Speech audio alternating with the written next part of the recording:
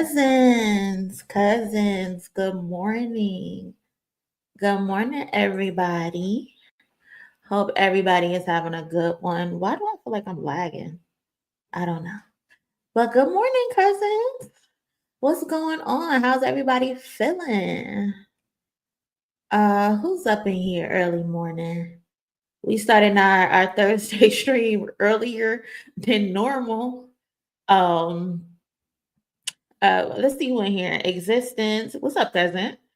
This gonna be fire. Yeah, because we haven't had a Kendrick Lamar interview in forever. So this should be interesting, very interesting. Hey, Evan. Uh, what's going on? What's up, Natural Beauty? Good morning. Hey, Muhammad. Fire. What's going on? Right? We prepared. We are ready. What's up, Jerry? What time is the interview? We got about 12 minutes until it's supposed to start. His interview. I believe there is a pre-show that already started. Not 100% sure, but his interview should start in like 12 minutes. Hey, OD1, what's up, cousin? Um, but yeah, y'all, good morning. If you're new here for the first time, my name is Monie. I would appreciate it if you would smash that like button to become a part of the family and be one of my cousins. Today we're gonna be hopefully we can watch the Kendrick Lamar interview through Apple. I don't think it's gonna block us. Fingers crossed it does not block us. I don't think it's gonna block us, but if you haven't already, please smash that like button. I think we already hit the 100 goal, cut it 100 likes mark. So shout out to y'all for coming in and smashing the like button off the rip. Shout out to y'all. Also, shout out to the cousin, the Heartbreak Kid, walking in with the donation. Appreciate you, cousin, so much. How's everybody feeling? We got the cousin Absa in the building. Shout out to you, cousin. Hey, Issa. Hey, Miss Bynum. Good morning. Good morning, Jackie. So how y'all feeling? How y'all feeling, cousins? What y'all think he's gonna be asked? I said it this morning on Twitter for the people that's looking for some beef conversation. This might not be the interview for you. I don't think we're gonna get that.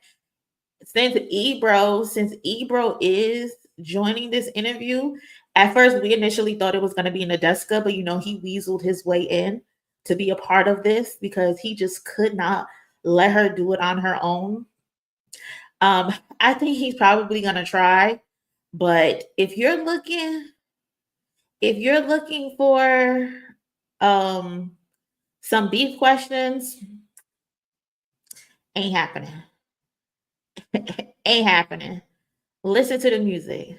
Listen to the music if that's what you're looking for.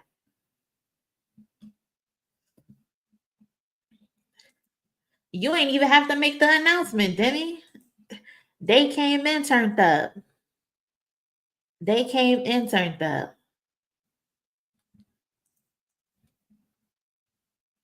Um, John Jid 999. I think this will be a very open book interview.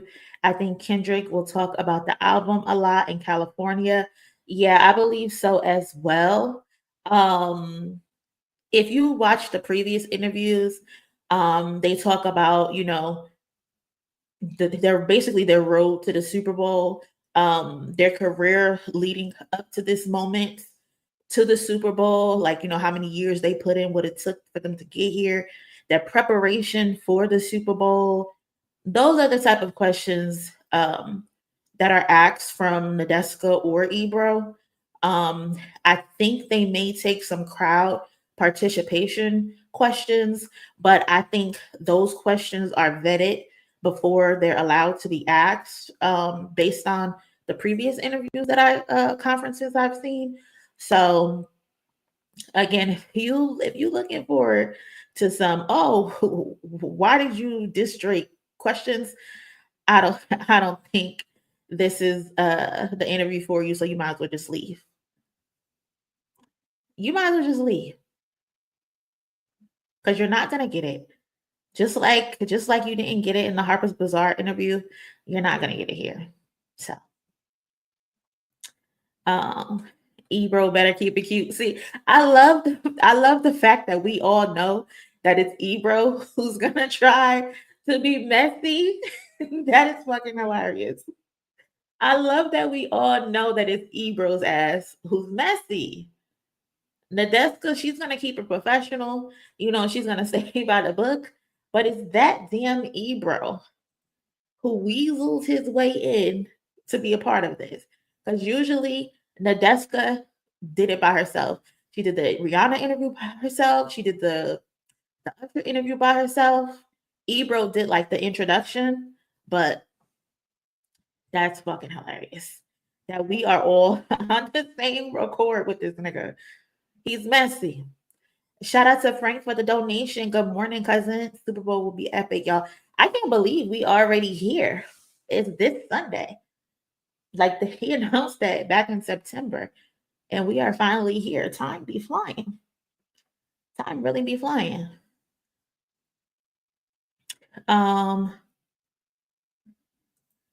Kendrick, what inspired you, my kids?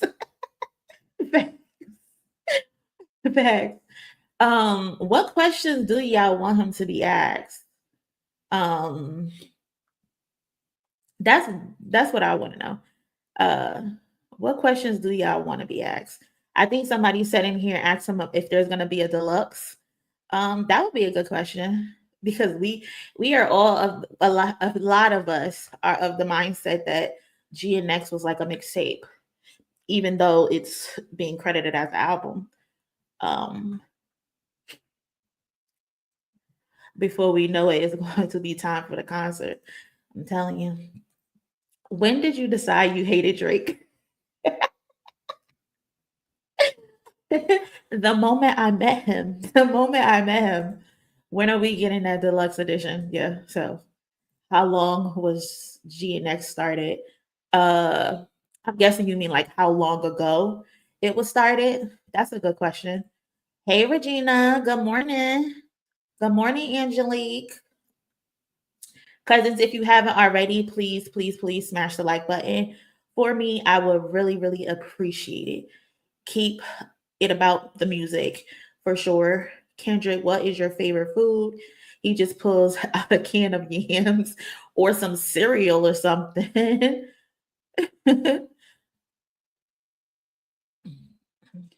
You met him. Who are you referring to?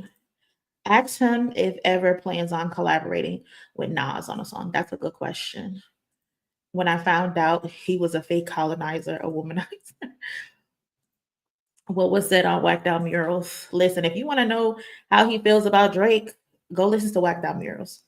Listen to that repeatedly. I want him to be asked about the thematic elements of his music in GNX. That would be a cool question. Roy Rogers, Ebro, what would you have done if Drake only responded with captions on the ground? Ebro the type of person that would ask that. Because do y'all remember years ago on Hot 97, Ebro asked Kendrick if Kendrick would drink his wife's breast milk. Ebro's wife had just got finished having a baby, and he asked Kendrick if he wanted a taste of his wife's breast milk. Like, I couldn't believe he asked him that. Like, of all the questions to ask, that's what you asked? That's wild. What's your favorite Kendrick album? Thanks for your work. If you're asking me, James, my favorite Kendrick album is a tie between Good Kid, Mad City and Mr. Morale. Those two are my favorite. I have been wearing GNX out, but those two are my favorite. Mr. Morale has a very special place for me. I can't give it up, even with all the hate that it gets. If they say that we need people to defend Mr. Morale, I'm at the front of the line. I love the album.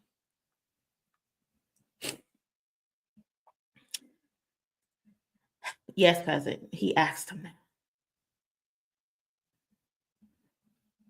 Yes, he asked him that. I couldn't believe it. I couldn't believe it. Like, because that is just disgusting. Um, I know where it seems like they're about to get started for the interview, but did y'all see this mess with Irv Gotti and 50 Cent? First of all, rest in peace to Irv Gotti. Apparently he passed away last night, and 50 Cent done uploaded a picture of him smoking a hookah with a rest in peace tombstone next to him that you get from like Party City or something to decorate the front of your house for Halloween. And it's like, bro, I get it because of their history. Allegedly, Irv Gotti and them tried to get 50 Cent unalived. But I'm like, even if somebody tried to get me unalive, I don't know if I would upload a photo like that. That's just me personally. I might feel it in my heart, like, congratulations, nigga, you dead. But I'm not gonna post that because I believe in karma. I believe in karma. And it's like, you do a lot of negative things to people, 50 Cent. You're going to get your turn. You're going to get your turn one day. I mean, I can understand why somebody shot him 9 times. I can understand why somebody shot him 9 times. But I just thought that was crazy. Like that was crazy to upload that.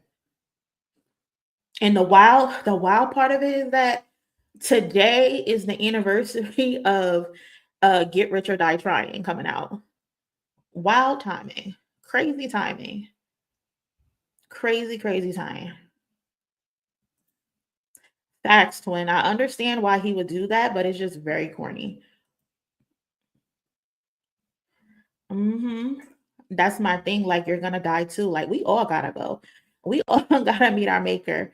But your decision is if you're gonna go to hell or you wanna go meet the big God. Like, mm-mm. Crazy. 50, he don't have no regard, but we should know that because he don't even have respect for his own child.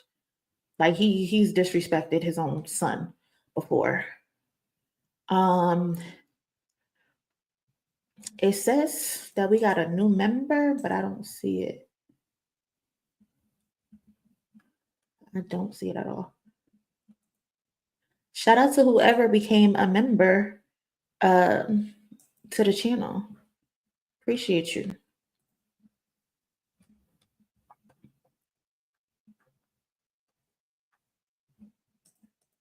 Hold on, y'all. This shit is laughing.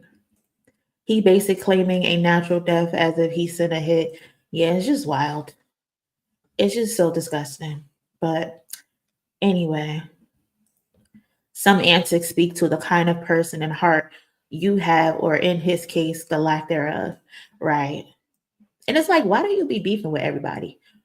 He beefing with Rick Ross. He beefing with Meech. He calling Meech a snitch because he took a photo with Rick Ross.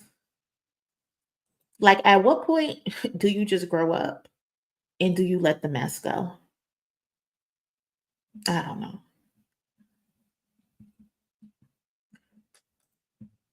Lord Racer, Kendrick Lamar and Duckworth was about to murder the Super Bowl. 100%. 100%. I've seen people like, oh, I hope this Super Bowl lives up to the hype. I hope he has a good performance. I'm like, I can tell you've never watched the Kendrick Lamar performance before. Because if you think this isn't going to be a good performance, you're crazy.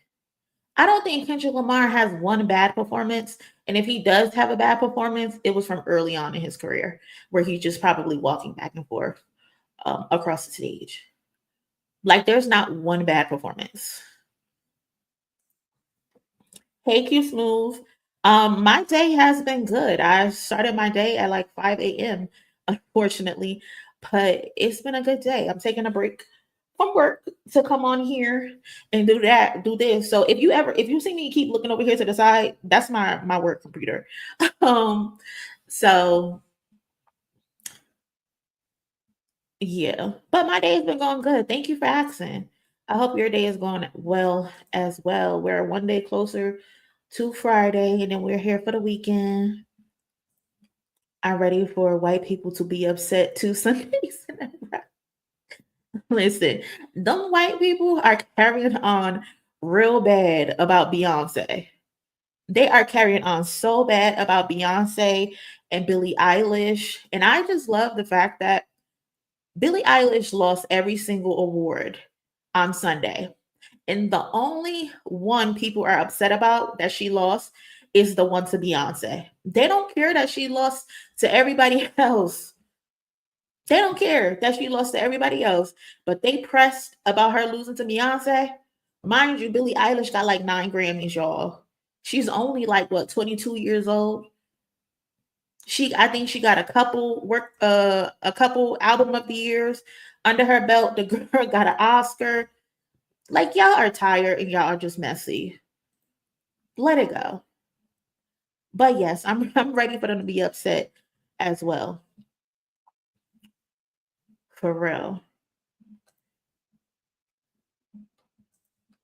Do you ever excuse me, do you ever get worried your job coworkers might have an issue with you being a YouTuber? Absolutely not, because that's not their business. And they don't know what I do outside of work. Luckily for me, I like to keep my work my work. Um, I don't fraternize with my coworkers. I don't chill with my coworkers. They're just coworkers. Um, yeah. And also too, my job is located all the way in New Jersey where I used to live. I live in Georgia now. So I exclusively work from home. I haven't seen them in the physical in like 2 years. So yeah, no. No, I'm not worried. Um, and if they did have a problem with it, that's their business. As long as I get my work done, as long as I get these cases off and they're going to the courthouse like they need to be going to, that's all that matters. But thank you for asking, cousin. No. The interview was supposed to start at 11 o'clock, but it has not started yet.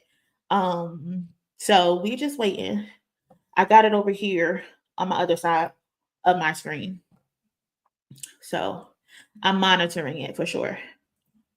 Hey cousin, thank you for the donation. Good morning. Thank you, Monie, for your excellent content. Appreciate you. Thank you so much. Thank you. Exactly. That's their own problem. I don't get into what they do outside of work, so don't get into what I do outside of work. Facts. But I get the question. It's a good question for sure. It reminds me when I got upset about all right at the BT Awards. Remember that Fox News is there in their feelings about it? Yeah. And didn't he ended up using what they were saying about him um in the Damn album? Some people just like to be upset. Some people just like to be upset. That's all that is. Listen, work from home is life. I don't think I could ever go back into an office. I haven't been in an office since COVID. And I don't plan on going back. Okay?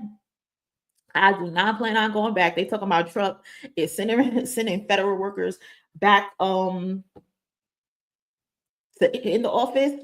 Tuh, how? I'm all the way in Georgia. Ain't gonna happen. How do you like Georgia? Well, GA. It's cool. It's very different than New Jersey, which is kind of like more fast paced where I'm from. I'm originally from Patterson, New Jersey, so it's a city, fast life. So it's cool where I live at. It's a lot more quiet, a gated community, but Atlanta is just literally 10 minutes away, so I can still get that type of lifestyle if I need it. But it's cool for what it is. I've been out here for 2 years now. Um, they're starting to get expensive as hell down here. Why do Georgia have New Jersey and New York City prices? I don't like that part. I don't like that part.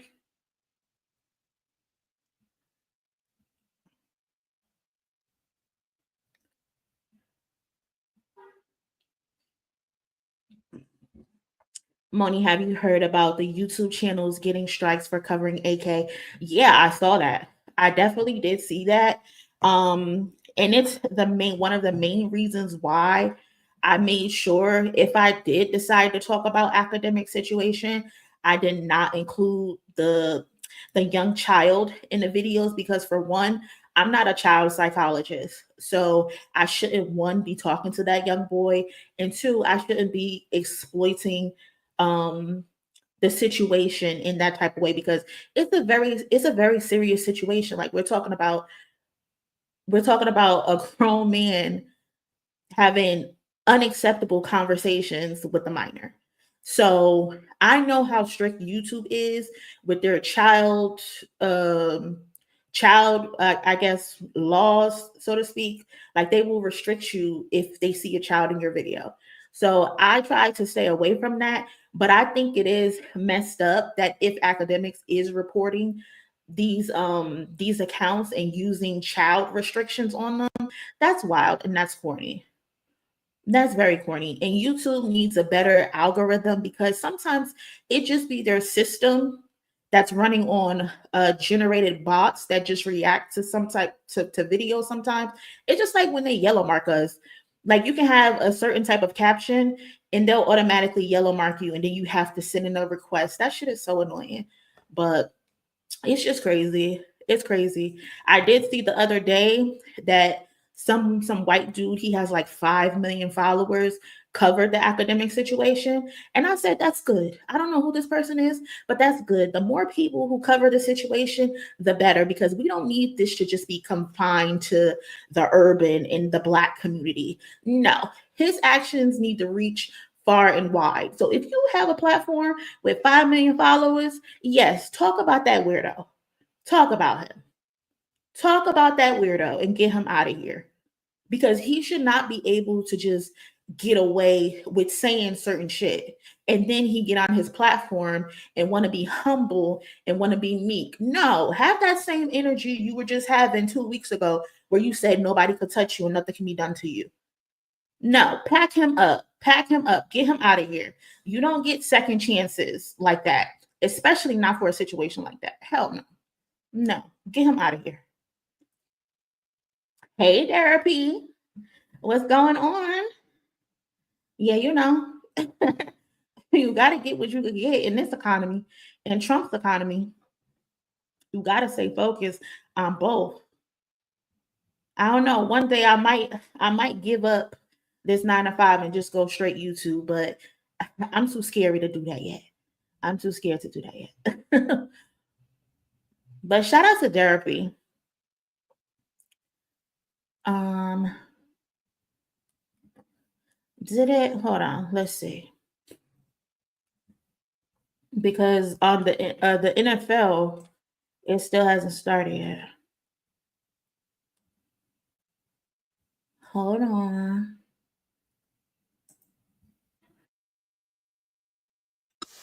They play his music. I can't play his music because they will definitely restrict if we play the music. Why is the room so damn dark? That's what I want to know.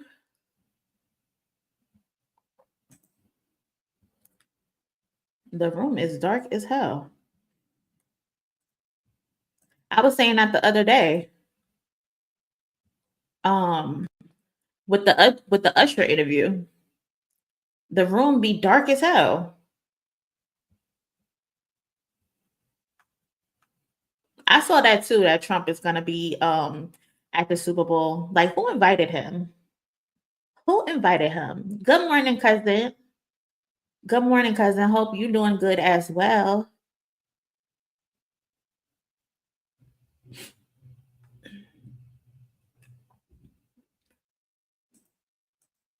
Monie, where is it taking place? What, the interview? It's in New Orleans. New Orleans. New Orleans or New Orleans, however you say it. It looks like a lot of media people. The last Usher interview, there was children in the crowd, but I don't see any children in this crowd. This looked like a room full of media personalities. Everybody wants a soundbite from Kendrick. Everybody is anticipating a soundbite from Kendrick. DJ Hit Boy. Houston is where it's at. I'm telling all my people, get out of Atlanta. But if we all go to Houston, we just gonna be Houston, Atlanta. You can't tell everybody, Hit Boy. You gotta keep it in the group chat. They probably scanning it for out. Facts.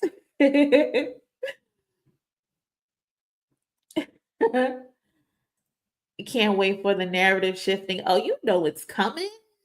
You know the narratives is coming. Like, would this be the right thing if there wasn't a new narrative?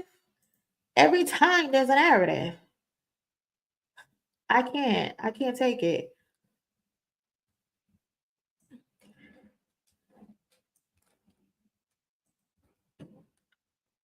Hold on, I need to move this over here.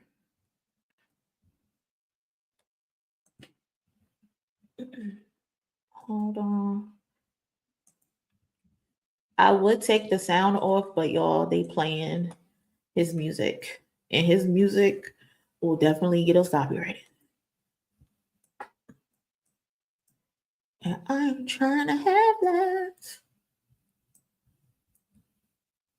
Let me see.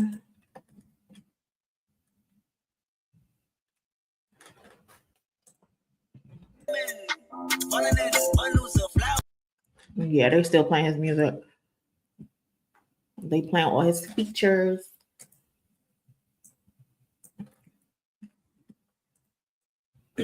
It's hot as hell here in Houston. We get every hurricane. People moving here in droves has made traffic worse. Nobody can drive. Listen, let me tell you something about Georgia in this fucking traffic in Georgia. It's ridiculous. Like, I hate it. You need to leave your house at least an hour or two before the time you're supposed to be there. It's insane. I can't deal with the Georgia traffic.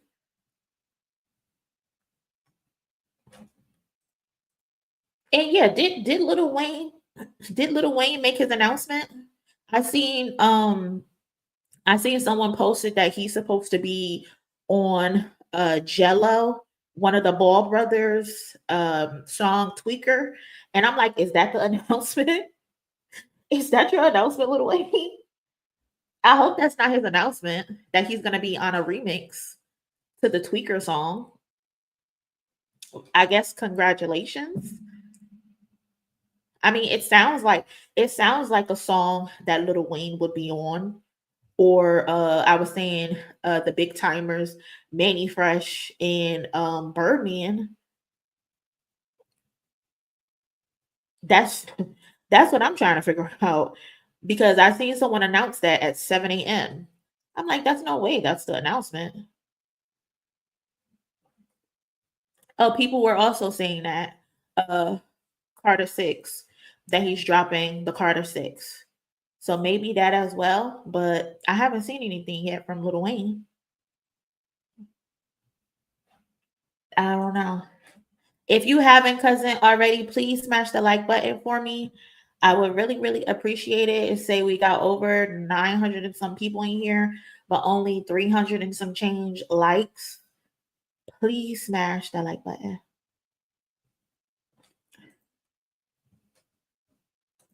Yeah, let me try something real quick because why is this so far back? Let me see if there's a different stream.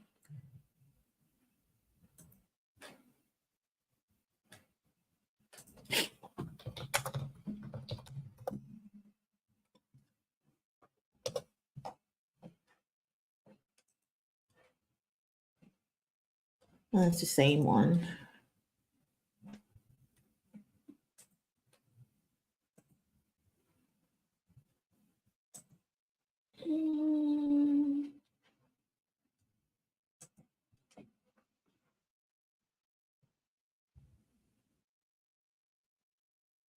Wayne been moving funny. I hope they turn on the lights. That's what I said, because the Usher interview, it was dark as hell in here. I'm like, why the hell are they sitting in the dark? I would have walked in and start hitting light switches. Like, turn these fucking lights on. Why are we in the dark?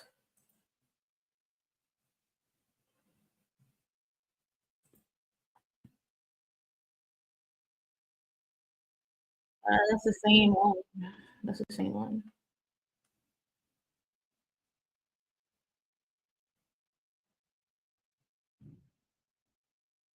Nah, bro. They were literally sitting in the dark. They were literally sitting in the dark. I'm like, nah, we need some type of lights. KK, hey cousin, did you see what Skip Bayless said about Wayne? I am so tired of Skip Bayless, y'all. Like, so tired of Skip Bayless. Because wasn't he the one who said, or he was the one interviewing Lil Wayne, and Lil Wayne said to him, um, that he spoke to Kendrick and that they were good and that he wished Kendrick well. So you sat in that interview with Lil Wayne and he told you that there's no problem, that he's rooting for Kendrick. He told Kendrick that Kendrick better kill it. So why are you coming back weeks later to talk about, oh, I still feel some type of way about Lil Wayne not doing the Super Bowl? Skip, we don't give a fuck, Skip. We do not give a fuck. And that's making me feel either one or two things. That Skip is one, either just being very messy, or two, Lil Wayne still feels some type of way. Because Skip and Lil Wayne are like this. They're close. So if Wayne told you to your face that me and Kendrick are good, it's no problem, none of that. Why are you still bringing it to the public that you feel some type of way about Lil Wayne not doing the Super Bowl 3 days before the Super Bowl? So it's one of two things. In either way, zip your fucking lips. Don't you have a weird case, Skip, that you need to be worried about? I don't know the full story, but I think he was trying to proposition someone for sex or something. He was trying to pay them. I don't know the full story, so I'm not gonna get on here and say what the story is, but mind your business. You got better shit to worry about. You and Lil Wayne need to shut up. Thanks for finding the Kendrick interview stream. You're welcome, cousin. Appreciate you. We need a countdown. Black people never on time. Never on time.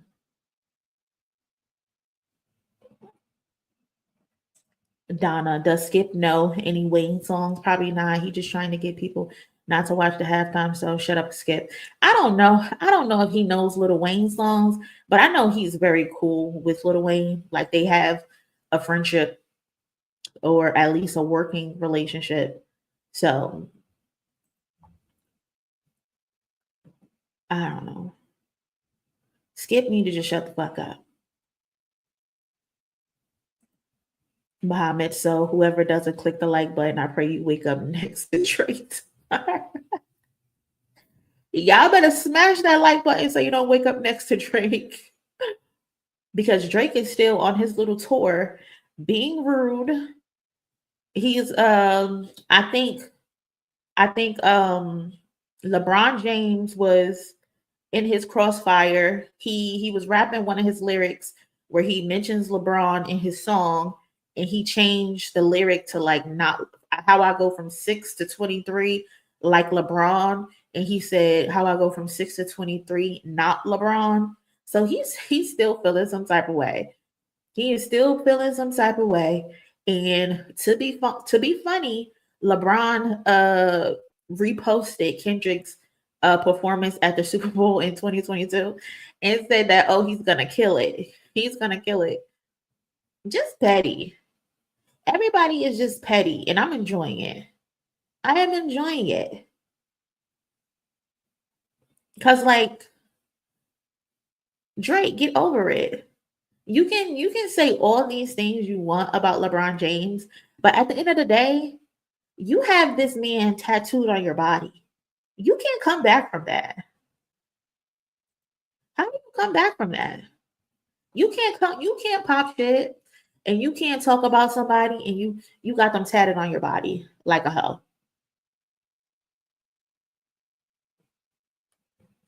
There's no reason why you as a grown man should have another grown man tattooed on your body. Like that's just disgusting. Unless that person is, deceased, a family member, a father, you know, you got a whole stranger tattooed on your body. Fair. Take it to the internet and I'm gonna take it there. Why are they playing whacked out murals?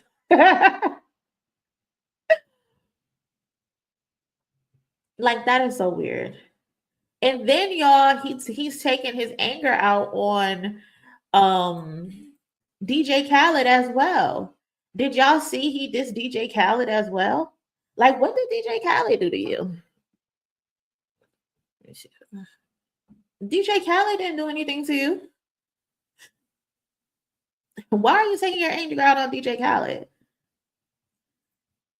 The Paru Red, though, straight repped and bombed it. Facts. Facts. So the situation with DJ Khaled, from what I discovered, is that right before the beef started, when he was on tour, DJ Khaled came to like a few of his shows. And at the shows, DJ Khaled had like this big poster board, y'all. This big poster board where it said basically like he had 2 Drake features on his next album that's supposed to come out in 2024. I guess whatever happened, the album didn't come out. So he's saying now the album is ready. It's going to come out in 2025 and that he still has the 2 songs from Drake on his album. He's like, Drake is back to work, blah blah blah, and all of that. Drake goes and comments on DJ Khaled's post and said, must be Drake Bell. First of all, Drake, why would you use, I get why you use Drake Bell, but that was dumb. This is what we mean when we say you don't analyze the shit that you do and the shit that you say before you do it. Because why would you use Drake Bell of all people? Don't Drake Bell also got a weird case? Don't Drake Bell also got a weird case? Like just stupid. But he basically responded, said, must be Drake Bell and not him. And people are like, well, what happened? What happened? Why? And the thing is like, he's just taking his anger out on everybody except the person that he's really upset at. You're upset at Kendrick Lamar, but you want to take all your anger out on everybody else. Just say Kendrick's name. Just say Kendrick's name. Like, don't be scared. Just say the nigga name. Shout out to the cousin Leonardo. Even all that money to remove it, ink thicker blood. Yeah. Hey, Jen Eggs, appreciate you. Someone said wrong PD. Just stupid. Like he makes it so easy to laugh at him. He makes it so easy. And it's just like, bro, like stop taking your anger out on everybody else and take your anger out on Kendrick Lamar because that's who you're upset with. You're upset with Kendrick Lamar. You're upset with Lucy. Take your anger out on them. Leave Steve Lacy out of it. Steve Lacy ain't got to do with it. He is not a fragile op, which was very homophobic of you because you only called him fragile because he's a gay man. Leave DeMar DeRozan alone. There's no reason why you should be on national television talking about you're going to climb to the rafters and pull down his jersey if it ever was retired in Toronto. Leave people alone. And just say Kendrick's name if you upset. You want to be mad at LeBron, want to expose his business, that he's allegedly cheating on his wife. Now you want to take your anger out on DJ Khaled. That's not cool. That's not cool at all. Fight with the people that you need to fight with.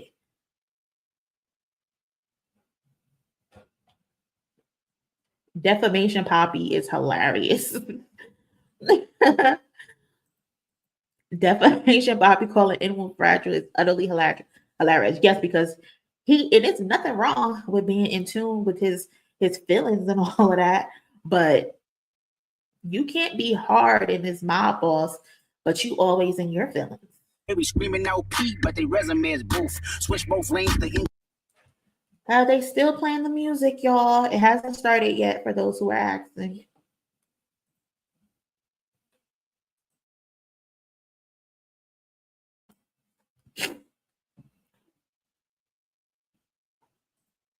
Kendrick would crack him upside his head with those other 5 tracks. Listen, I don't think he won it. They're gonna play the whole album. Facts. I think so. I missed I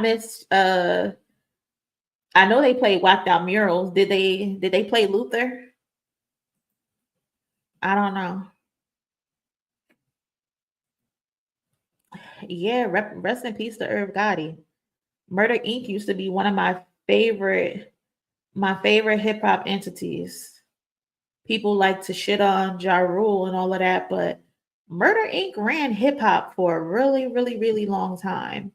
And people don't be wanting to give them their props. And I think that's corny. I think that's whack.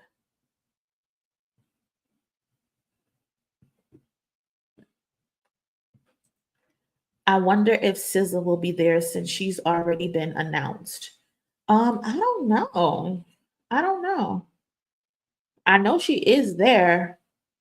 But I don't think she'll be a part of the interview. I'm not sure. I don't know.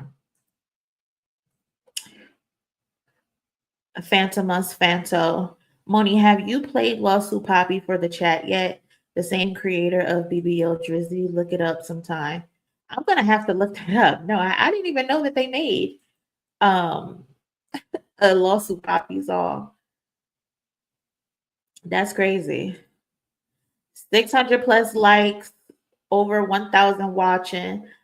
Yeah, y'all, please smash that like button. Please smash that like button if you haven't already. Thank you. And it looks like we hit our goal, y'all. So shout out to y'all for helping us hit our goal. So Saturday night, I had asked the Discord. If you're not in the Discord, you should be in our Discord because that's where we be at. We be dropping tea. We be dropping exclusive information that has not hit the channel yet. That might be revealed this weekend. So if you aren't in the Discord, it's pinned in the description. You should join the Discord and come over there and hang with us. But we hit our goal. So Saturday, I think we're gonna do like a pre-party. Tweezo, what you laughing at? Because Tweezo got kicked out of the Discord because he be wilding. Tweezo got kicked out of the Discord because he be wilding. That's still my cousin though, but he be wilding. But like I was saying before I got distracted, we're gonna have like a live. I guess we're gonna watch his performances. I guess leading up to the Super Bowl, so we can help get people acquainted. Hey, we're live. From shout to this packed house, make some noise, please. I'm Ebro, and together with my Apple Music Radio family, Nadeska, Alexis, we're thrilled to welcome you all to the Apple Music Super Bowl 59 halftime show press conference. We are streaming live globally and on Apple Music, so go check that out. We're excited to be joining the NFL and Rock Nation to bring the Apple Music Super Bowl halftime show to life with a monumental performance by none other than the great Kendrick Lamar. So in a few moments, we'll be chatting with him. But first things first, let's get into the pregame. Nadeska, over to you. I'm honored to introduce the American Sign Language performers appearing at this year's Super Bowl.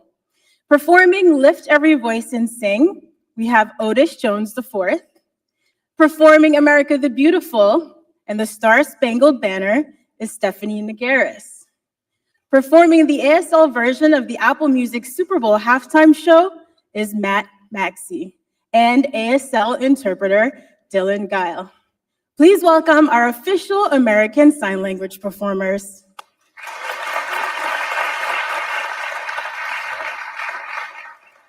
Thank you all so much for joining us this morning. Thanks for having us. Now, to all of our viewers, I'm going to tell you that I'm sitting next to some very impressive humans right here, and you're going to find out why in just a minute. So we're going to start with Matt, who founded an organization called Definitely Dope. Matt, I've never founded anything in my life, so I already find that pretty intimidating. Can you tell us a little bit about your org? So Definitely Dope was an organization I started to try to bring culture together. I grew up not knowing sign language and not really seeing role models that looked like myself. So when I got to college, I started learning sign language and realized that sign language and music was a great way to learn the language and at the same time get more people involved and become an advocate and more conscious of accessibility and inclusion. What's that experience been like for you? It's been incredible. I think everything kind of skyrocketed when we went on tour with Chance the Rapper, becoming the first ever deaf interpreter to be picked by an artist to join them on tour. Since then, it's just trying to advocate and showcase as much as possible the talent of the deaf culture and community and help people become more intrigued by sign language. So now you see ASL is the third fastest growing language in the country, and just watching it happen compared to no caption, no sign language. When I was growing up, it's beautiful to see the change. That's pretty incredible, and touring with Chance the Rapper sounds like a lot of fun. It's very cool that Matt actually specializes in signing ASL for hip hop. So I'm really curious now how you feel going on to sign for the first halftime show to ever be headlined by a solo hip hop artist, which of course is Kendrick Lamar. I think it's incredible. I mean, when I first started learning sign language and started going viral on YouTube, the first song I did was Please Don't Kill My Vibe. And that was a while back, and it was just, hey, that's my vibe, let's go. But ever since then, it's just become a full circle moment. I just kept going. Many times I wanted to quit, give up, but like people didn't understand the beauty and importance of sign language and entertainment. So now to be here at the Super Bowl with two other talented performers and the people that helped make it happen, it's incredible to see the change and progress and still be alive to see it happening. I'm so glad that you didn't give in and give up in those difficult moments. It's so nice to have you here. And now Otis. So Otis, you have a massive following on TikTok, and you don't use the platform just for entertainment. You actually teach classes on there. Can you tell us a little bit about those classes? Absolutely. So I do teach on my platform. And the reason why I teach is because I grew up in Georgia, not really in the heart of a deaf community. And so I faced a lot of oppression as a deaf individual, as a Black individual, without even realizing it.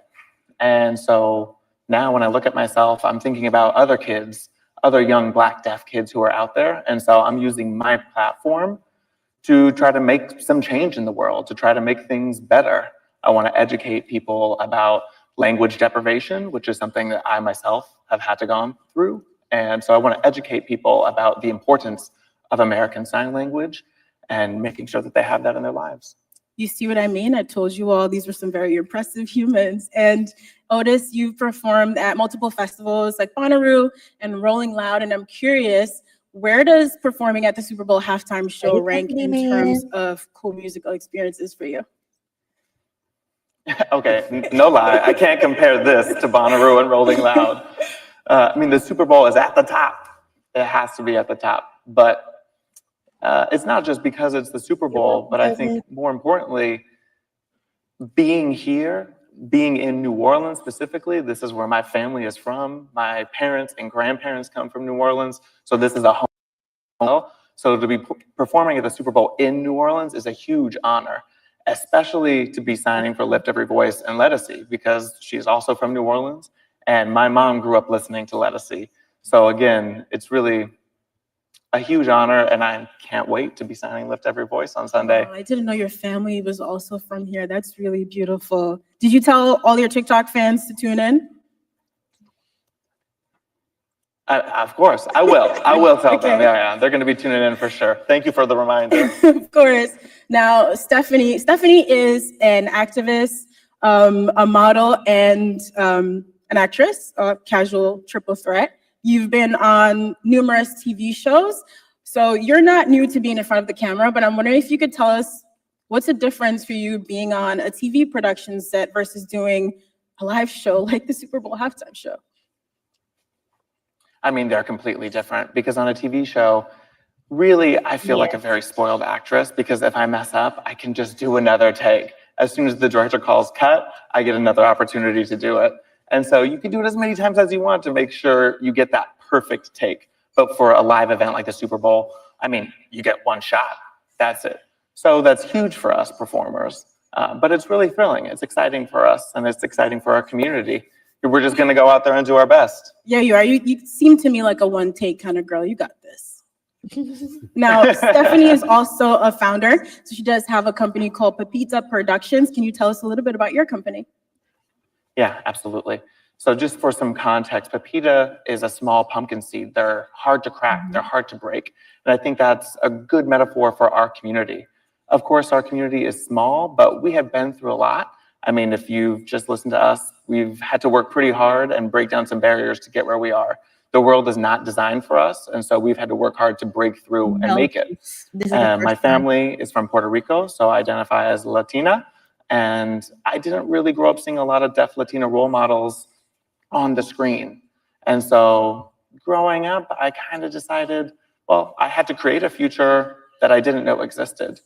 And I think that's why I started Pepita Productions, to empower others and give deaf Latina children a role model, and Latino, and Latinx. And I think it's also important for parents that have deaf and hard of hearing children. It doesn't matter if they choose spoken English or American Sign Language, they are in the deaf community. All are welcome in our culture. Always like this. And it's just important that they connect to their kids. So I wanted to give parents a safe space to be able to find their way into the community and the industry. And I also wanted to serve as a role model. I think it's really important to see more diversity in the entertainment industry. And I've been in the industry now. I can say that it's lonely, sometimes it's isolating, and the work is very difficult. And so I can't even imagine what it was like for those who came before me, but I'm trying to set up a better future for those who come after me. So that way we can make it an easier entry point for them. I think it's so impressive how much you've all given back to your communities. And so, Stephanie, I'm sure all of the actors that you work with are going to be, well, how do you think they're going to feel watching you perform these iconic songs at halftime? Right. Hold your horses, y'all. He coming. I hope that they will feel like, oh, I'm not alone. There you are. You've opened a door for me already. Now I just have to walk through it. And of course, please, anybody out there, get in touch with me. I'm happy to help you on this journey. And I want them to feel that they can do anything. Whatever they want to be, they can do it. I think all of my life, I heard, you can't. Oh, I'm sorry. I don't think there's really a future for you. And look at me now. Look at where I am. And so I just want the message to be that anything is possible. You know, sometimes we live in a world that's not so nice to us. And we have to become a little bit more hardened and be able to claim space. And to this day, people still can't believe that I'm a mother. They're like, you're pregnant? I'm like, yes, it's my second child. Like, it's your second child, but you're deaf. Like, still, to this day, it's 2025. Ridiculous. Yeah, it's really ridiculous. So, listen, I'm glad that you've continued to push forward, and all three of you have built something so beautiful. I'm going to be tuned in on Sunday and rooting for all three of you, Matt, Stephanie, Otis, and Dylan. Thank you so much for your time. Thank you. This is beautiful. This right here is young Dylan from Nickelodeon. What's going on, bro? How are you, man? All right. And he's a big music fan. And he'll have a couple of questions for all of our music artists here today. Kendrick Lamar, you get to talk to. You excited? Yes, sir. You already know. You ready? Yes, sir. Okay. Now we have the honor of continuing our pregame lineup with some very special guests. Please help us welcome the pregame artists singing and performing on Sunday. Ledisi, Trombone Shorty, Dylan Lauren Daigle, interview and last year John Batiste. with Usher as well. So y'all, what y'all seeing is the same thing that they've always been doing. They're not hoodwinking us. They're not bamboozling us. They give everybody that's participating in the Super Bowl an opportunity to be interviewed, to be heard, and to promote themselves. So that's what this is. Kendrick is going to come after. You can look at the previous interviews as well. It's the same scenario.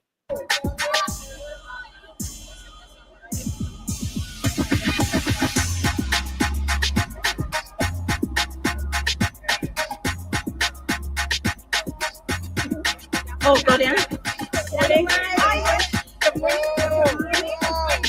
Right. They came for Kendrick and Kendrick only.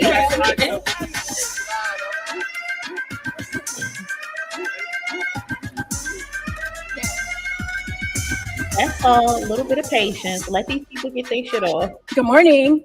Good morning. Good morning. Good morning. Good morning. So now the four of you have at least three things in common. I'd say one, you're all great musicians. Two, of course, you're all performing at the halftime show. And three, you're all from Louisiana. Like, does that already breed some sort of camaraderie, a bit of comfort, knowing that you're all from this beautiful state? Absolutely. It's all family, community effort, and that's what we do here in New Orleans, and it's a great thing to represent the city. That's beautiful. So now the sweet spot, obviously, when you get out there Sunday, is you want to respect the original, but you want to add your own flair, right? So Ledisi, we'll start with you. What are some of the plans, some of the insights you can give us? Because I know you have some vocal acrobatics that you love to give us. I'm just going to be myself. And I love the arrangement that Adam Blackstone put together for me. Wonderful. He just won a Grammy too. It's crazy. But I'm excited. I'm going to represent NOLA Bay, New Orleans and Oakland too. Yeah. Trombone Shorty, what about your rendition? What do you have planned? I think me and Lauren, we put together a very New Orleans brass band street feel to it, and it merges some rhythms of Lafayette, where she's from, and we just capture in that moment. So I think it's going to be something that you can tap your feet to, but still respectable to the original. You'll be able to definitely understand what we're doing. I'm looking forward to that. What about you, Lauren? When I got the call, I was freaking out. Okay, I was so excited. But the part that got me on my feet was when he sent the rough draft, if you will, of what we were going to be doing. And, when you plan it out, you think, oh, okay, maybe it'll be a ballad or whatever, just because of how that song is originally. No, he said, no, we're going to put a little spin on this. And it feels so good. It feels so alive. It's very true to the representation that we're allowed to have in this city. It's beautiful. I love the musicianship that comes out of this city, and to be able to represent that means the world. So it's hats off to you, because you came up with an incredible arrangement. Yeah. And John, listen, this guy's hard to contain. So what you doing on Sunday, man? Well, you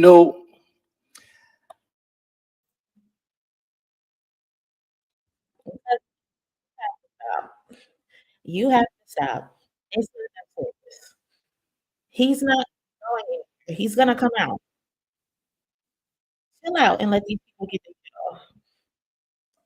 iconography, our messaging, our ideals, all the complexity of all of it has a real important place as we negotiate and continue to redefine it.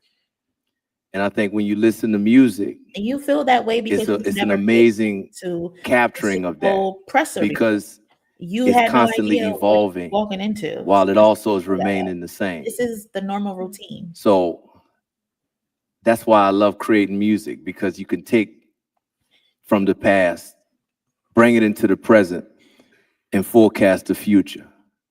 And that's what I do every single time. I try, at least. Wow, that's very well said. And you guys could clap for that. You know what I mean? You guys can clap for these people.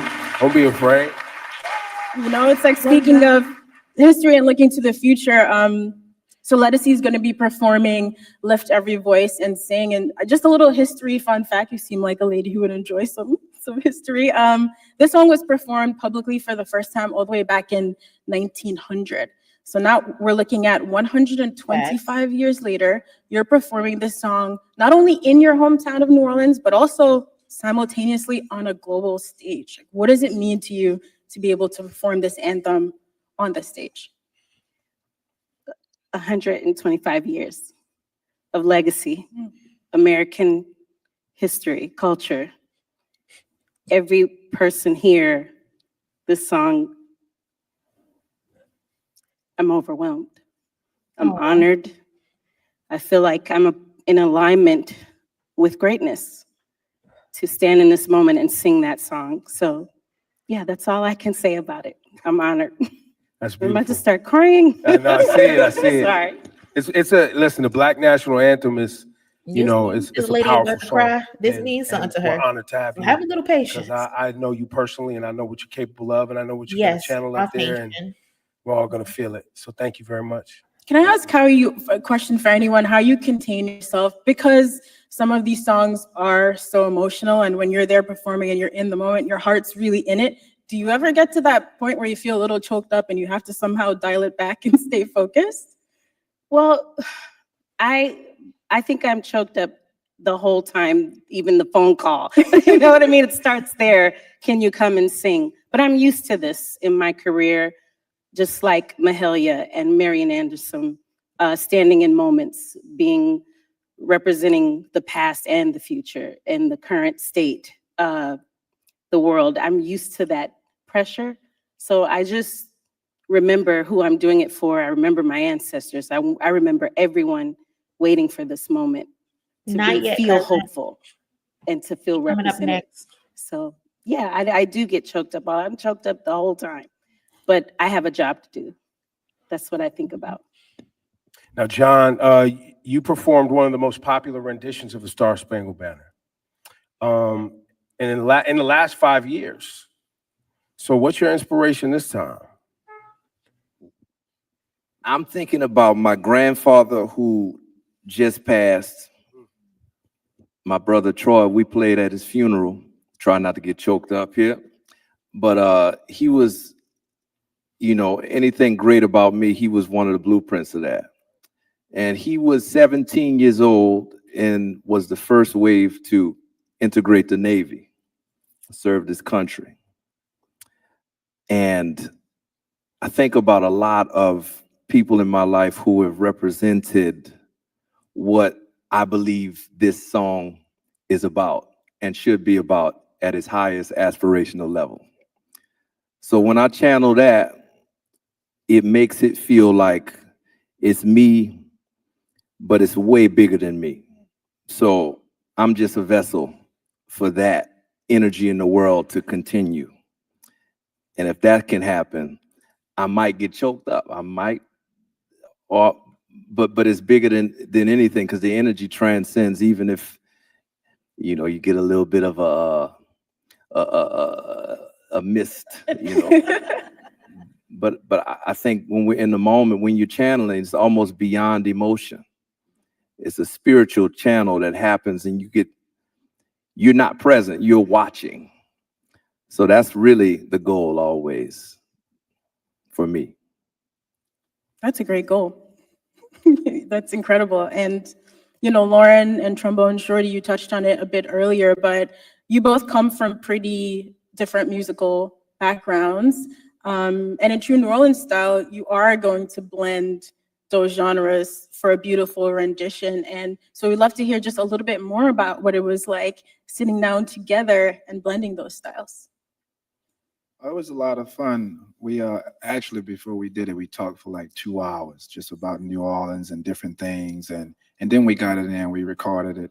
I mean, just the idea of it, but blending our styles together, the common ground there is Louisiana, and there's rhythms that we both share from Lafayette and New Orleans that fits well with what we do, from the brass band style of music to the Zydeco music, Cajun music that she grew up listening to. And we just try to put that together almost like in a pot of gumbo. We just put everything in there and it all works out. and sounds okay to me. You know, when I was a little girl, my grandfather would put me on his feet and say, you got to know how to dance. To live in Louisiana, you got to know how to dance.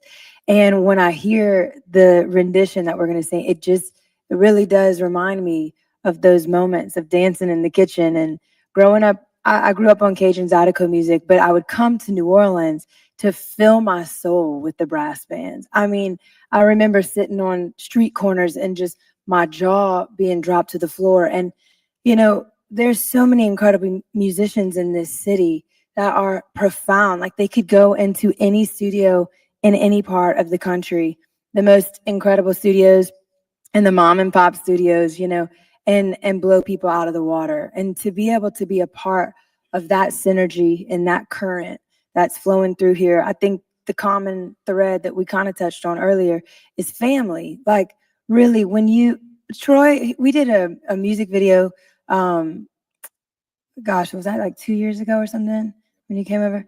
And at the end, he wrapped his arm around my shoulder and he said, you have a brother in me now. You have a brother in me. And that meant so much. And to be able to represent that thing, that connection, I guess, you know, it's more than just us. It's how the whole city functions, whether it's music or food or culture, you know, it's how the whole city, we look after each other. And I think that's the most beautiful part to be able to represent. And you'll hear it in the sound. Question for all of you guys. You know, when you prepare for performance, now you're tapping into your spirit, you're tapping into your community, you're tapping into culture, but it helps you gain a greater perspective and a connection, not only to yourself, but did you guys gain a greater connection to these songs in any way? We'll start with you, John. I'm always trying to get a greater understanding of what is it that a song actually is. What is a song? And what are we doing with these energies that we create when we sing a lyric or a melody? And what's inside of a melody? When you hear a melody, why does it make you feel this way? Hey, you're welcome. Why has it lasted for so long? Thank you all for stopping in. How can we think of melodies as building blocks for other melodies or other rhythms or other inspiration, you know? So when I'm thinking about one song, I'm thinking about all of them. And that's been my practice with music is how do you make everything holistic, like life? We're living, we're here. And in approaching this song, I'm thinking more about my life and how my life can be something that honors the country and also honors the lives of everybody who's watching in the different ways, the universality of our shared humanity. So I don't think about music when I'm approaching music. I would reframe the thought of that. I think about life. And yeah. And Ledisi, for you, any greater, deeper understanding as you prepared for this performance or any performance for that matter? I'm always thinking, like John, life as well, but also the moment. I think of what is the moment? What is the goal of the moment? Because I'm usually called upon for a moment, you know? And so I have to think of all those things: ancestral, spiritual, the people, how to please the people. And then I let all that go and think, it's bigger than you. God, help me execute what is the story. And then that's it for me. Yeah, I'm just being honest. That's what I do. Beautiful, beautiful. In these major moments and milestones you guys have accomplished in your career, where does this one rank? Lauren, we'll start with you. Oh my gosh. Yeah, this would be the milestone, I would say. It's pretty incredible. You know, it's incredible to be able to share it too. Like, you know, sometimes you do things on your own and it's great, but to be able to share it, that goes so much deeper and so much further.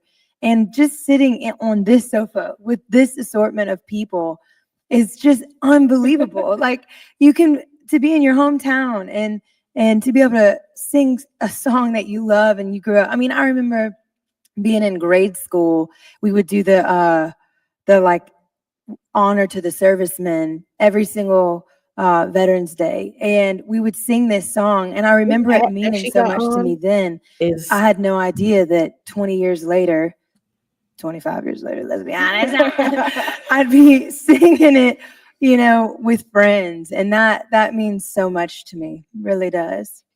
You know, there's so much preparation and clearly a lot of philosophical life thought that goes into preparing these performances. And Ledisi, as you say, then it leads up to this one climactic moment. So when you get out there in the minutes and the seconds before it's time to perform, what's going on in your mind? Is that when you clear everything out? Like, how do you actually get ready to get on the microphone? Ooh, that's a lot of things.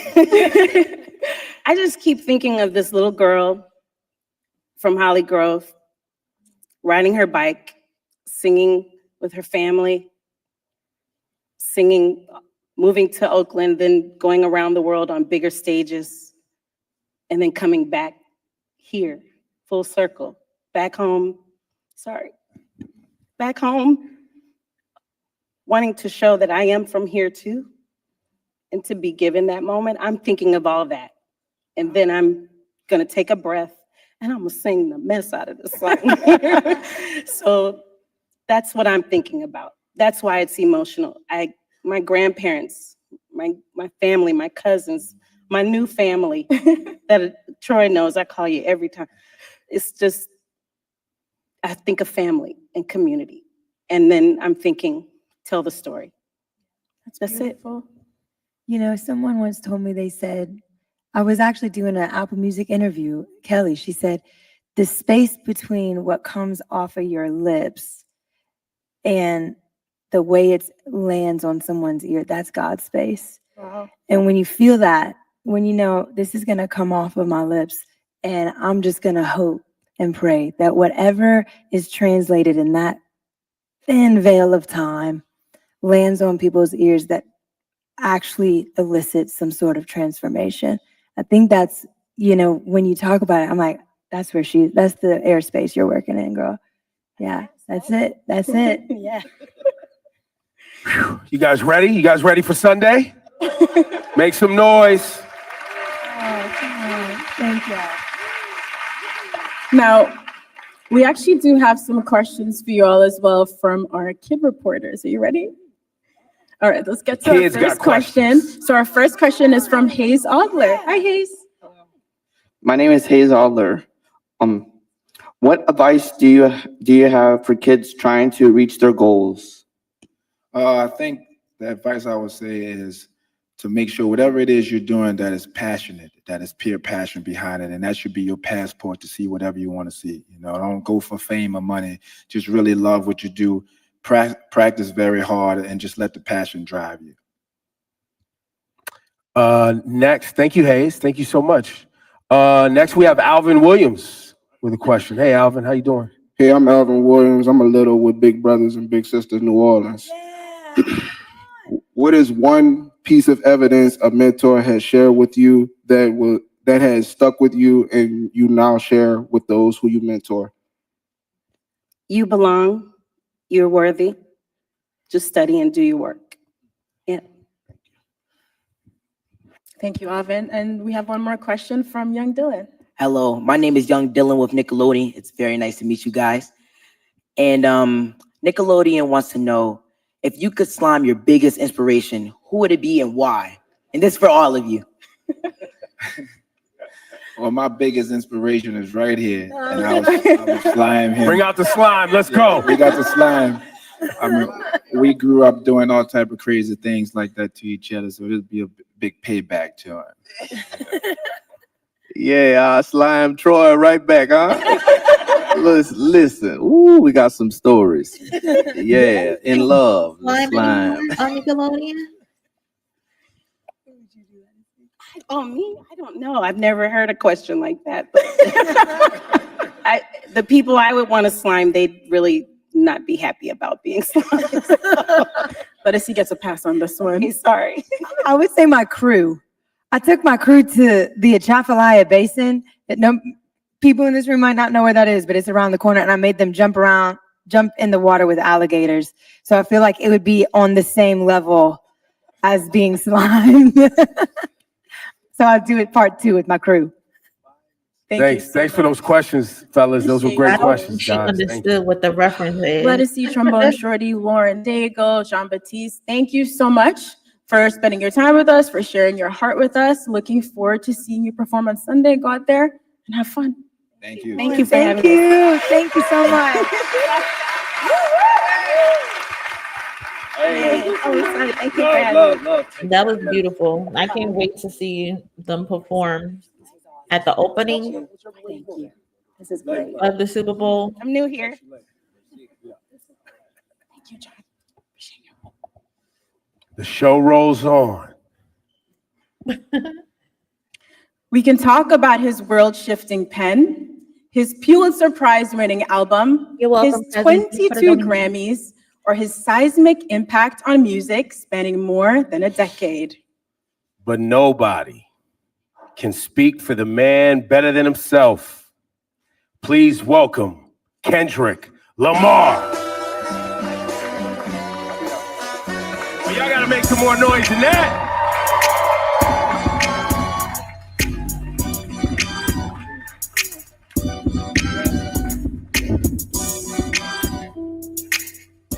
Good morning. How you doing? You know, Kendrick, it's a little bit surreal to actually see you in the flesh, because you've always made it a point of just letting the music speak for yourself, which is something I really respect. But the spotlight has been shining so bright for the past few months. I've just been wondering how you've been processing behind the scenes, how you've been feeling about everything happening, all the success. It's just really just I want to look at it like it's just a continuum of who I am, really. I've always stayed to myself. I've always been in my own bubble, whether it's with the fam or whether it's training. How I process it all is just, I continue to do what I was doing 10 years ago, and that's like, be better in myself, better in the craft, and not look at it as bright lights, you know? And it may sound cliche, but it always worked for me, even when I was younger, you know, playing sports or being in the forefront of presentations and stuff like that. It was like, I gotta look at myself in the mirror rather than looking at it as a crowd or, you know, fame and attention. So now, early days of your career, you know, Section 80 days, even early mixtapes, and you perfecting your craft as an MC. Did you ever think we'd be at the Super Bowl with this? I wasn't thinking about no Super Bowl. You never thought about the Super I Bowl? wasn't thinking about no Super Bowl for sure. We was thinking about the best verse and how we gonna split this $5 at Church's Chicken or something like that. It wasn't no Super Bowl. Going to the studio and getting a meal. But I think, well, what I know is the passion I have now is still the passion I had then. And I think that carried on to the Super Bowl. So it was all about being present.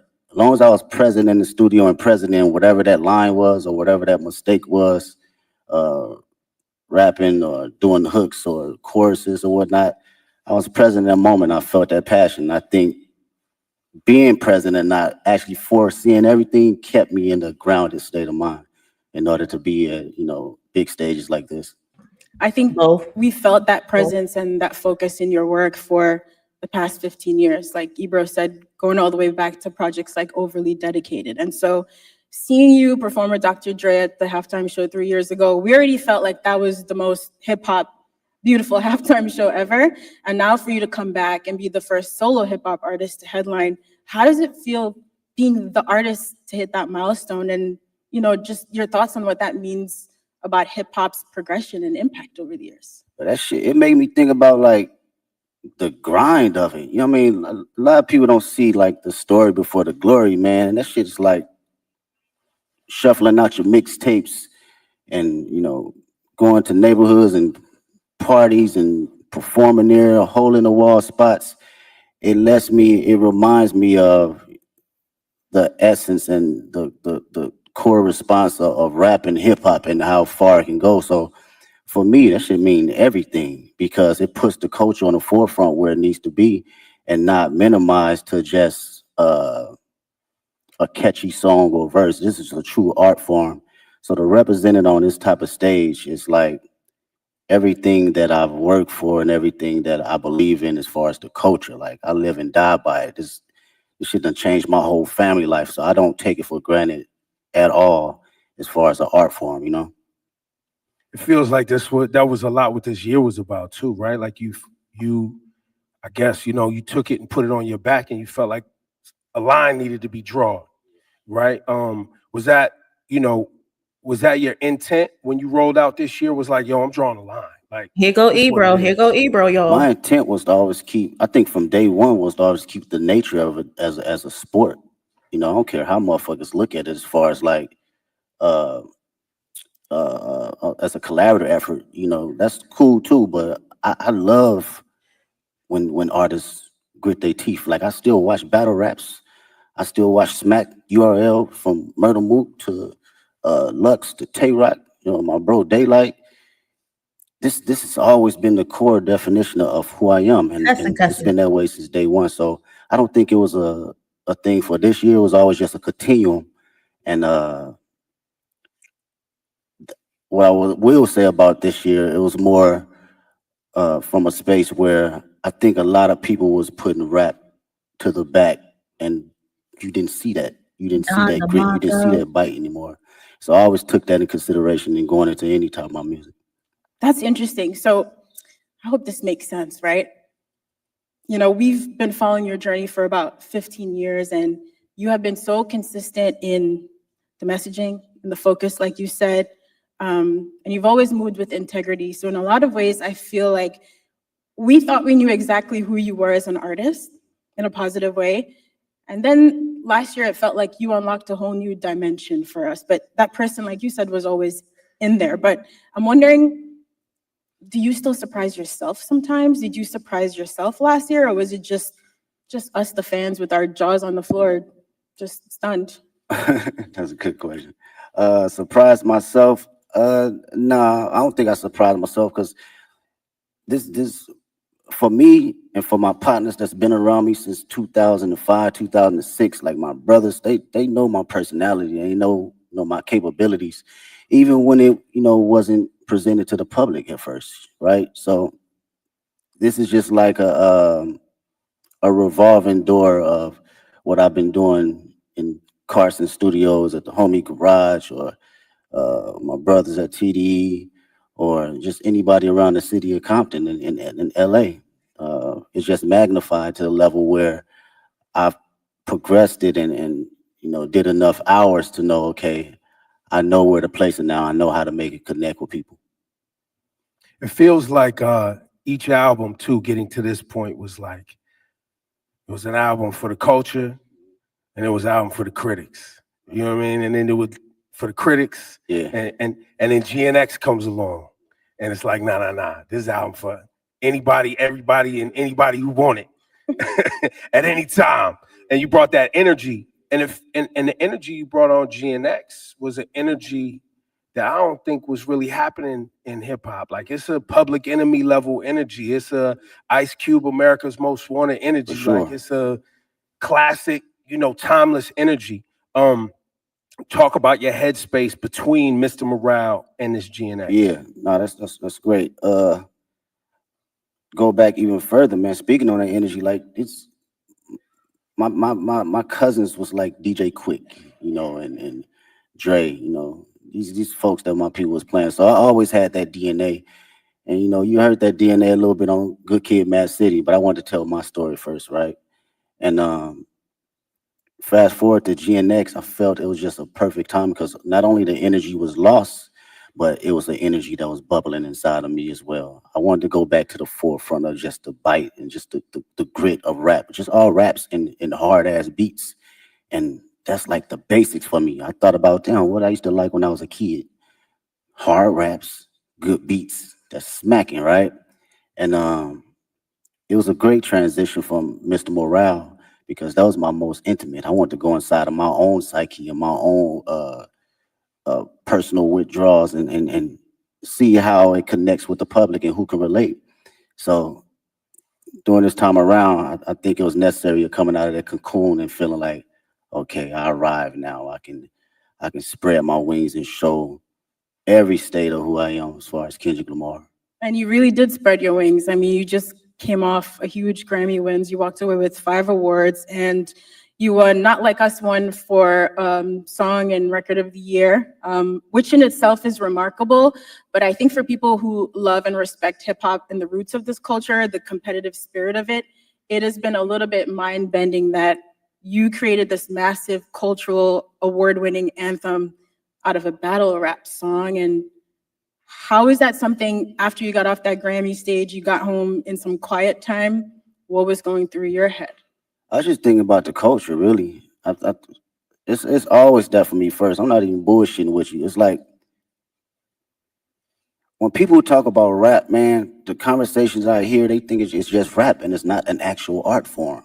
So when you put records like that at the forefront, it reminds people that this is more than just something that came 50 years ago. They forget that it's even been here 50 years, right?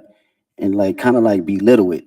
So I love to see that it gets that type of recognition for just straight raps, from awards to the billboards, all that, because this is truly just as big as an art form and a genre as any other genre. So that's what I think about. And I feel accomplished being able to do that. You know, whether somebody else come behind me and do it again and quadruple it, I love to see it. If that was my purpose to do that, then that's exactly what it was for that particular moment. I think people often miss the significance of that Record and Song of the Year award, because that Song of the Year award is a songwriter's award. Like, it's not just the biggest song. It's like someone wrote a song. And you as a songwriter, when you see your name up there and it's written by Kendrick, and that's it. Yeah. That's powerful. And I think to what you're saying, I think there's a lot of people who have become fans of hip hop, and they you know, you like the songs you hear and know, but you're not actually tapped into the work that it takes for you to generate the output, the art. Exactly, man. As a writer, you know, and that's what I can appreciate the most. And knowing how much time I dedicated over the years in just trial and error, writing the most terrible shit to some of the greatest shit. You know, we all do it, from writer's block to figuring out how to find inspiration from the most non-popular aspects around me. So it's like knowing that trial and knowing what I put in as far as my thinking process and what it takes to get there, I do not look at it as a small like endeavor because it's a hit record. No, it's actually some writing in that shit. You know, whether it connect with you on a spiritual level, whether it connect with you on a comedic level, whether it connect with you just on a personal dynamic, it's still from a writer's point of view.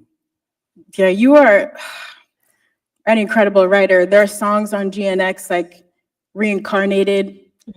I didn't know what to do with that song for the first few times I heard of it, just trying to figure out where you possibly came up with the inspiration for a record like that. Like, when you're working on those songs, are you going through multiple versions until the right thing comes to you? It's hard to fathom, I guess is what I'm saying. Yeah, well, records like that, first off, shout out to Tupac. That's the number one inspiration. That was always one of my favorite records. Shout out from to him and Outlaws. With records like that, it's always going into my mind of like, what if, right? And crafting out my what if ideas to the masses. So when I think about concepts and I think about what I actually believe and what I feel, I just go through a breakdown as if I'm reading a book, you know, and how I want people to hear this from a book sequence. So my initial process is, okay, how can I open them up to the story? And how can I drive them to the ending point to make them feel truly exactly what I'm trying to convey, whether they take their own perspective from it or they take mine. I just want you to feel it first. You know, the writing is there. Now it's up to me to perform it to where you can feel it. Yo, give it up for this guy, Kendrick Lamar. Y'all too quiet, man. This guy, you know, this guy he doesn't sit down and do this too often. So this is a very special conversation. We appreciate you, bro. I really do. And shout to SZA too, because you guys are making history right now. And you've seen her from her humble beginnings, like she's seen you from your humble beginnings. You've watched her find success, and now y'all sharing the stage at the Super Bowl. this humongous tour that's rolling out next year. Talk about this moment in both of y'all's career. Have you guys had a chance to even see each other in this moment and be like, yo, like? We haven't even had a chance to crash out about it because everything been moving fast, like far as production and rehearsals and stuff. So we speak, but we haven't really got a chance to settle into the moment. For me personally, watching her, her career and where she's come from, it's amazing to see. I get to finally see how certain individuals see me come up in the process, because I seen her day one coming in the studio and writing songs, throwing away songs, writing another song, throwing away songs, and songs is hard. And I understood that process though, wanting to be great. Even when we, people saying this is classic record, she like, no, I'm gonna write another one. And I understood that and I seen it. So to see it now magnified is like, she always had it, man. She always had it. And I'm just honored to be next to a talent.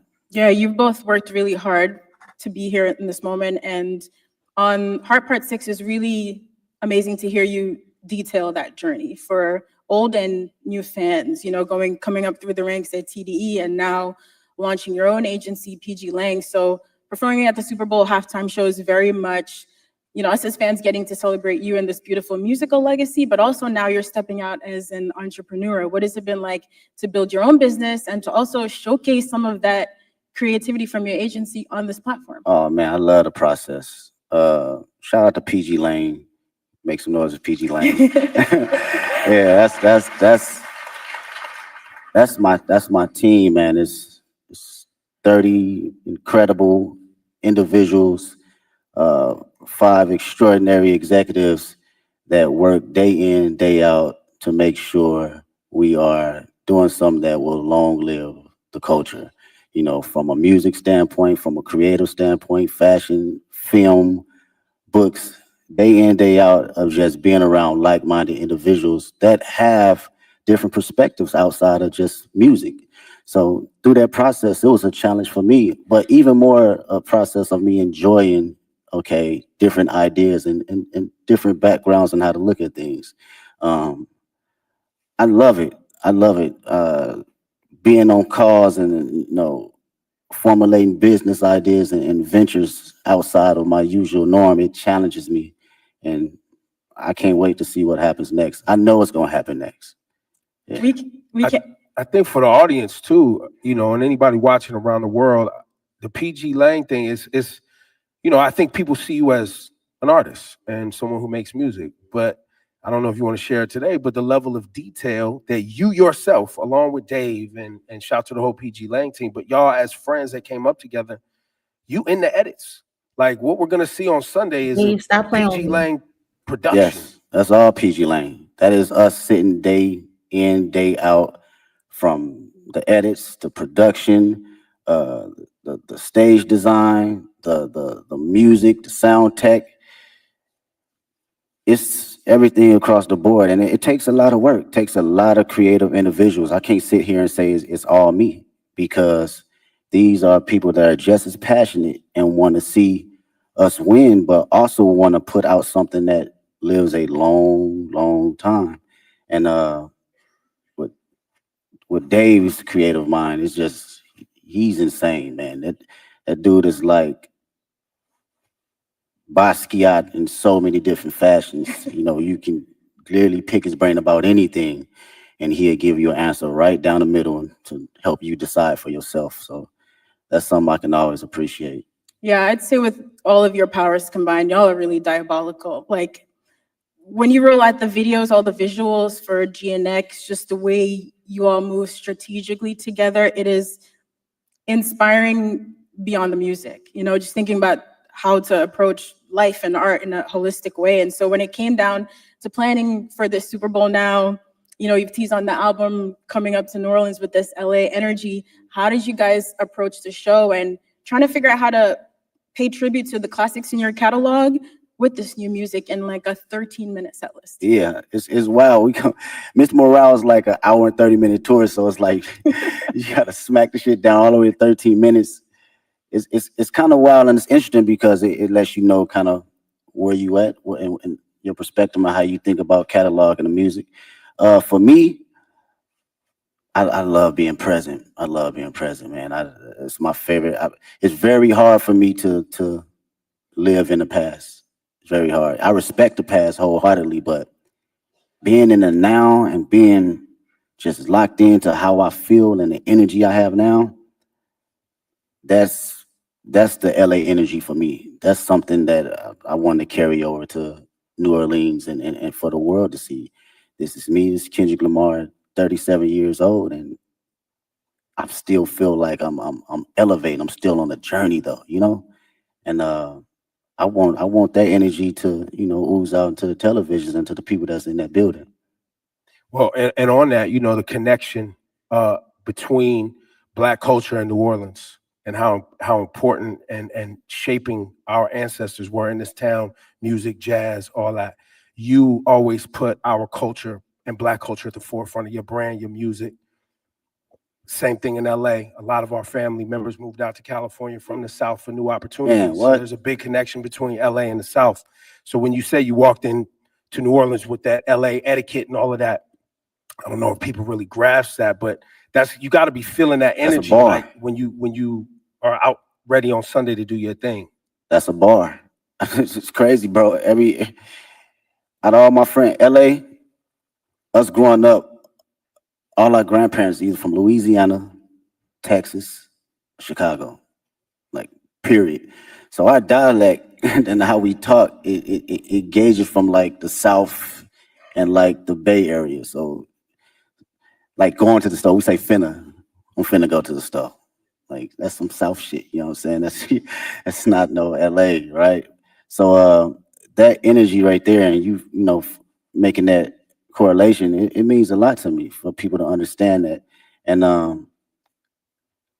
the culture and just being Black, I can't help that, man. It's just not something that I think about or even try to like go, I'm Black. Shit, it's just go. It's in you. It's not on you. Yeah, it's gonna come out every time.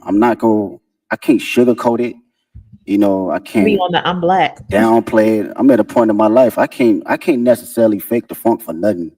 And I've always had an essence of that, but you know, you have kids and shit. That shit's like, I have to be who I am authentically. And if, you know, the world can't accept that, then so be it. But who rocking with it, I'm gonna put it all the way out there, you know, whether it's in private or whether it's on the main stage. Yeah, I don't think a lot of people and a lot of artists stand in themselves as authentically as you have. And I think one of the questions we've all been wrestling with over the past few months, watching you and the way you've moved, is really what is the role of an artist? And I think lots of people have very different definitions, but young Kendrick, again, back to overly dedicated and Section 80 mixtape Kendrick, and GNX Kendrick, Super Bowl, Grammys Kendrick, has your idea of what the role of an artist is, you as an artist, has that ever changed? I don't think I knew exactly what my role was early on. I had maybe clues of it, but now today I can truly say it's to express myself and express things that people can necessarily say on the daily and for them to actually relate to. And come from the most vulnerable place where people can actually feel it. I think that is, for me, that's the role for me as an artist. I don't give a fuck what place it come from. I could be the most angry person on the record. You gonna feel that shit that day if you woke up and you felt that. You want to smile, you gonna feel it, because I'm gonna make sure I'm present that particular time in the studio, in the booth, that I feel happy and I feel energized and I feel, you know, if I feel frustrated, you gonna feel it. And to carry that as an inspiration for people that's listening that may not have a voice, that, you know, I've grew up with cats still to this day can't have a conversation. The most meanest, you know, aggressive individuals, but they can't even look you in the eye and express themselves the way they want to. So they resort to other things. And when I think about that, and I know that I have the tools necessary to communicate myself properly and effectively, I got to do it for them. I got to make records like Reincarnated. I got to make records like Man in the Garden. I have to, because they feel that way, but they cannot project it. And when they hear somebody actually giving them affirmations, it allows them to speak more freely and be open because, again, I come from the same place they come from. Well, Kendrick, we might not see you outside again soon after Super Bowl. I know, of course, you have the GNX tour. Listen, I know you also don't love doing interviews, but we are grateful. We're so grateful for all the music and the moments that you've given us over 15 years. And in the last year, your presence and your focus, it is noted. So thank you. We really appreciate it. Thanks for taking our questions. Thanks for fighting for hip hop, man. Oh, for sure. Thank you for fighting for hip hop. It is really appreciated. Appreciate y'all. And now, we do have some questions. Some kids are gonna ask from our questions. kid But I got one more thing for you, Kendrick. Before we go to our friend here, Hayes Adler. What should people expect to see and understand about Sunday's performance? Storytelling. I think I've always been very open about storytelling through all my catalog and my history of music. And I've always had a passion about bringing that on whatever stage I'm on, you know, whether it's a war tour or whether it was 500 people at Key Club. I've always had a form of that. So I like to be on that sense of, you know, make people listen, but also see and think a little. I think this is going to be one of those performances where people are going to be digging up Easter eggs for I mean, years, that's the Kendrick years thing, to come, you know. right? Even when it's not an Easter egg, people gonna make one up right It's there. an Easter egg. Hayes, this is Hayes Adler. He's got a question for you, What's up, Kendrick. man? Hi, Kendrick. What's going on? How do you prepare for such a big performance? Do you have a favorite way to stay healthy and active? Yeah. I do some laps, whether it's some sprints. If we talking about, let's go from, okay, on the physical level, I give you that. Maybe it's a 2-mile warm-up or a mile warm-up, maybe some push-ups, just to get the body movement. Sometimes you be out on that stage, man, and take you need some oil on your knees a little bit to get moving and get cranky. So physically, yeah, I'm just exercising the body, a little bit of stretching, a little bit of all that. And on a mental level, I'm usually playing some Isley Brothers just to calm not my nerves, but calm my excitement and just give it a balance, you know. So that's my prep right before I go out. Thank you, Hayes. Thank you so much. And now Alvin Williams. How you doing, sir? What's up, Kendrick? What's up, man? I'm a little with Big Brother and Big Sister New Orleans. What has mentorship meant to you during the course of your career? And if you could thank your mentors for believing in you, what would you say? Oh man, mentorship has been everything. To be around individuals that experienced every little thing that, you know, you think that you're the first person to go through it with, it's a difficult task when you're a young individual because you're like, shit, you don't know what you're talking about.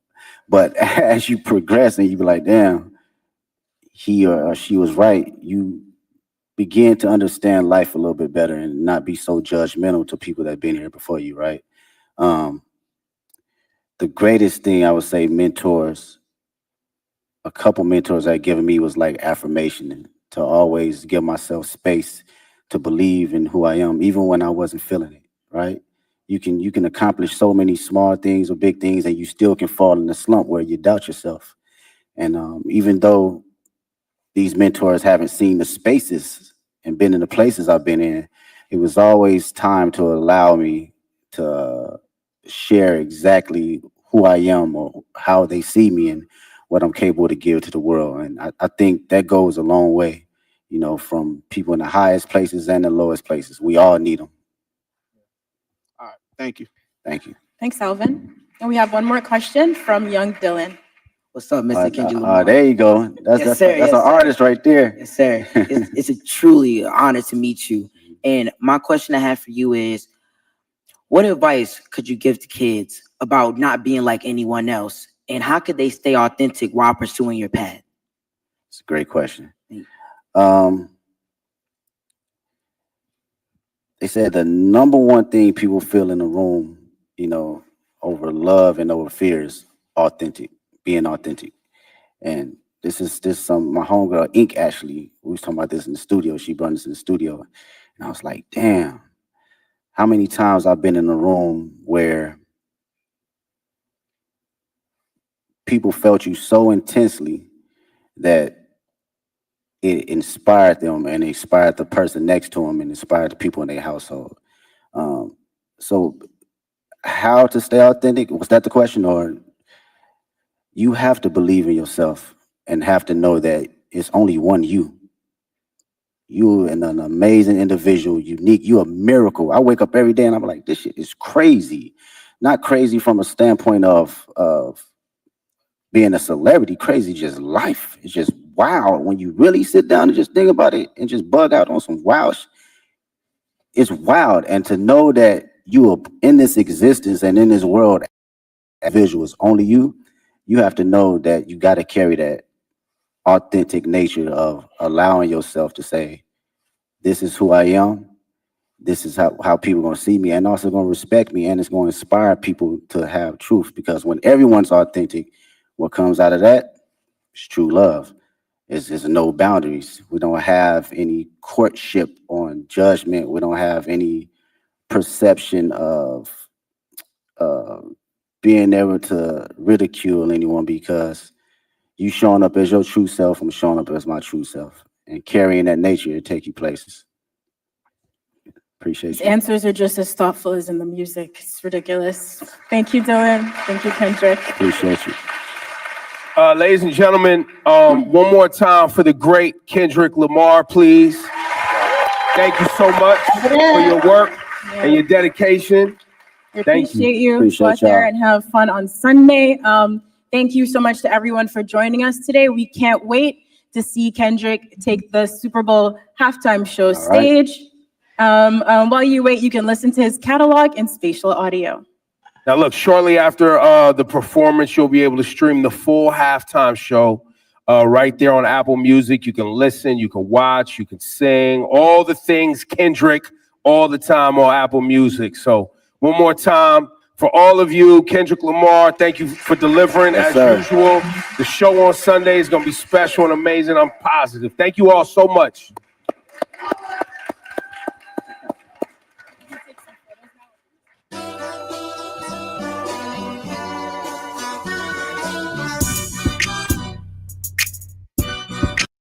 I need to mute. I gotta mute that because copyright. But cousins, that was the interview. That was the interview. So many gems were dropped, so thoughtful. I know a lot of us was worried about how the interview was gonna go. Was it gonna be any type of messiness? And it was not that at all. This was a great interview. It was good to hear from Kendrick. We haven't heard from him since Mr. Morale, when he was in Paris and he did an interview. So it was good to hear him speak. It was good to hear him get his thoughts out. He shouted out a bunch of legendary battle rappers and talked about how he used that to fuel him. We got kind of some hinted questions about the battle, but did not go into depth. I don't believe we needed to go into depth and for that. I believe I seen somebody in the comments was like, no questions about Drake. For what? For what? This is about Kendrick Lamar and the Super Bowl. We did not need direct questions or direct answers about Drake. If you want to know how Kendrick feels about Drake, go listen to GNX. Go listen to Euphoria. Go listen to 616 in LA. Go listen to Meet the Grams. Go listen to Not Like Us. This was a great interview, and I'm sure I'm going to watch it back once I wind down my day because it was that good of an interview. And shout out to y'all for chilling with me during this. You could have watched the other feed, but you decided to stay over here and watch it with me. And I appreciate my cousins so much for doing that. We got some super chats and donations during the stream, so I want to acknowledge them. Shout out to Lumbia. Shout out to Frank. Shout out to Scholarly Savage. Shout out to Nicole. Shout out to Jen, Andrew, T. Fran, Demi, I Am She, Andrew again, Over Analyst, and Yamama Ain't your mammy ain't shit, ain't ish. Shout out to y'all cousins. Thank you so much for supporting my channel and supporting me. I really appreciate it. And first name, last name, wanted to respond to your comment. Are you doing a watch party for the halftime show? Because I'm not sure if I'm gonna do a watch party for the halftime show because Fox, Paramount, and all of them, they will strike your ass. If you do the live stream. So I don't know if I'm going to do that, but I do know we did hit our goal. So Saturday night, we're probably going to chill and watch some Kendrick Lamar performances, like a pregame to the Super Bowl. So you can come back Saturday night. That'll probably be around like 8 o'clock, 8 p.m. Eastern time. So we'll do that and chill, preparing for the Super Bowl. But as of right now, I'm probably not going to do a watch party for the live of the Super Bowl. Just due to copyright issues. So unfortunately, no. As of right now. So I don't know. Hold on. I don't want to miss anybody who sent in a donation. Thank you, Tweezo. So over it. Thank you so much for the donation, cousin. Appreciate you. Shout out to the company man for stopping in and chilling with us. Thank you, CMB, for the donation as well. Appreciate you. Now, cousins, my ass got to go back to work, unfortunately. I hope y'all enjoy the rest of y'all day. We'll probably come back and talk about this later. But if not, we'll do it in the next stream. Appreciate y'all. Y'all have a good one. Later.